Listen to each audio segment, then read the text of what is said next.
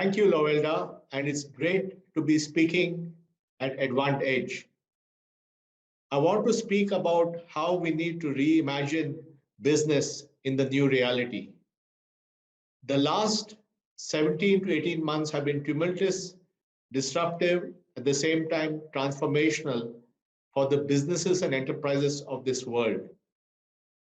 The COVID pandemic, which has been unprecedented in its impact, scale, and reach, has completely upturned the way we ran businesses. Today, most businesses are being run even today from home, and people are scattered all over the place, remotely working and trying to coordinate and collaborate without often meeting each other for months. So the pandemic has fundamentally changed the way that we work. And tomorrow, even when things come back from the pandemic, even when we start coming back to the office, we will still ultimately have equilibrium with perhaps a hybrid model of working where some of us are in the office, some of us are at home, and we all work seamlessly and collaboratively. The second impact of the pandemic has shown the importance of deep digital transformation. This pandemic, those firms that had invested in a holistic automation and transformation agenda using digital technologies and having multiple channels of selling to clients, multiple channels of servicing clients and fulfilling clients have done very well. And those that had not invested in digital transformation and relied excessively on physical channels have actually suffered during the pandemic.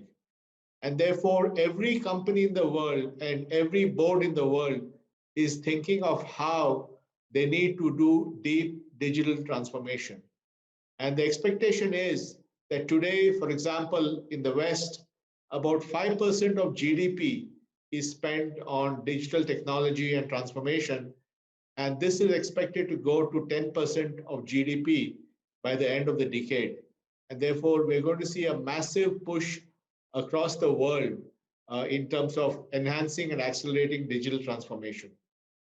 The third big thing which has happened is that a set of trends which had begun in the enterprise world in the last decade, things like the cloud, big data, AI, automation, the consumerization of the user experience, the use of open source, the need to address cyber security and so on, have become even more critical in this pandemic-induced situation.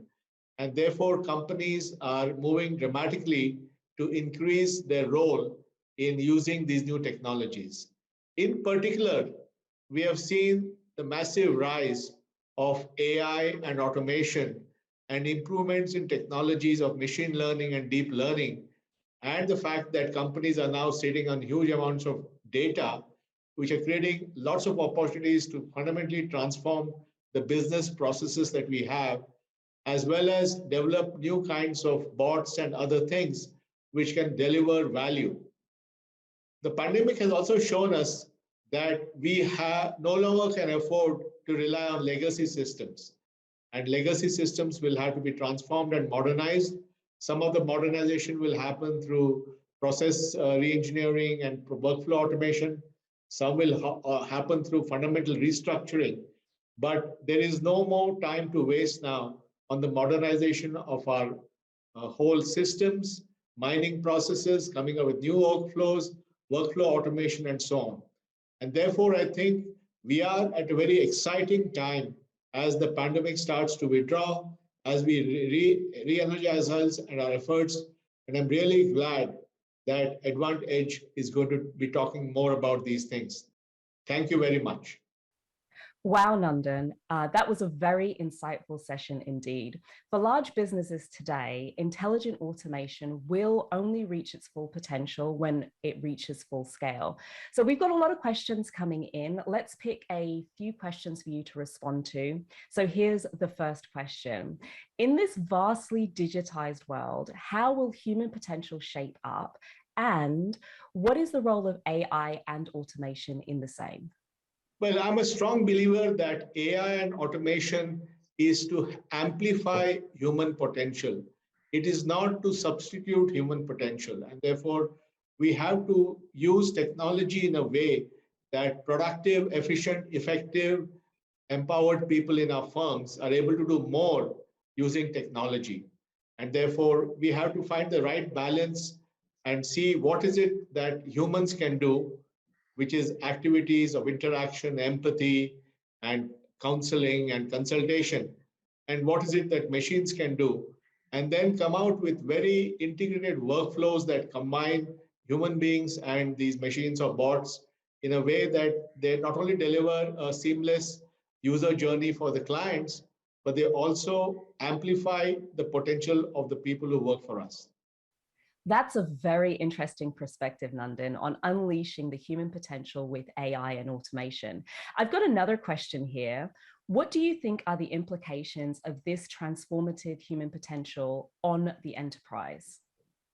I believe that the enterprise has never seen such a massive transformation, potential, possibility, and urgency. I think the fact that the pandemic has shown the need for anytime, anywhere working, remote workers, hybrid working has fundamentally changed the way we work. The fact that the pandemic has shown that companies that are digitally prepared have done well, and companies that are digitally unprepared have not done well. And therefore, the need for every company to be digitally ready to have all the options of being able to function both in the physical world and in the virtual world have become very apparent.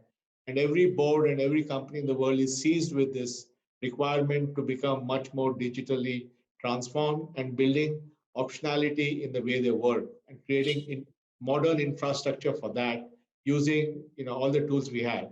And the third thing is that many of the tools that came out of the consumer revolution are now being applied to the enterprise. So more and more firms are moving to the cloud. More and more firms are using AI and automation tools. More and more firms are making sure that their user interface is just like any app on their phones. And therefore, I think what happened in the consumer revolution is now hitting the enterprise. And the enterprises are beginning to apply these technologies. And particularly, AI and automation has come of age. Today, we are seeing so much improvements in AI and automation, in deep learning, and many other techniques. And these are all waiting to be applied for companies to get the best value, at the same time, amplify the fullest potential of the people who work there. Okay, so we've almost hit the 10-minute mark. Let's take one more question, Nandan. Over the decades, we have seen that every automation-driven age brings fears, but eventually the society and economy at large has benefited in a big way. Do you think that AI and automation is expected to follow the same path? I believe that the key to improving an economy is productivity. How can people do more with less? And productivity improvements in a company in turn lead to wage improvements and better incomes. However, we also have to make sure that these improvements in productivity are equitable and across the board, so a larger number of people benefit from that. And we are going to see a massive productivity boom in the coming decade, brought about by AI, robotics, automation, and all the other tools. And we have to make sure that we apply it well. That has been the story of the world, whether it was the revolution of electricity in the early 20th century, or even recently the last 20, 30 years, implementation of PCs and computers and shop floor manufacturing using automation, so on. So we're going to see another wave of that. And I think this will lead to higher productivity. But at a macroeconomic level, we have to make sure that this is spread across many, many companies. It is spread across individuals so that the fruits of this automation are shared widely and distributed in a more equitable manner.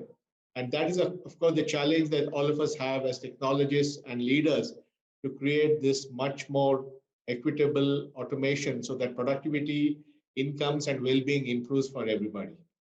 And with that, ladies and gentlemen, we have come to the end of our session with Nandan Nilekani.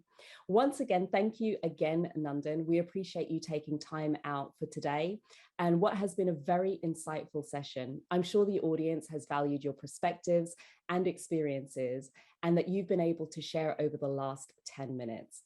Thank you again and have an incredible day. Thank you, Laurelda. All the best.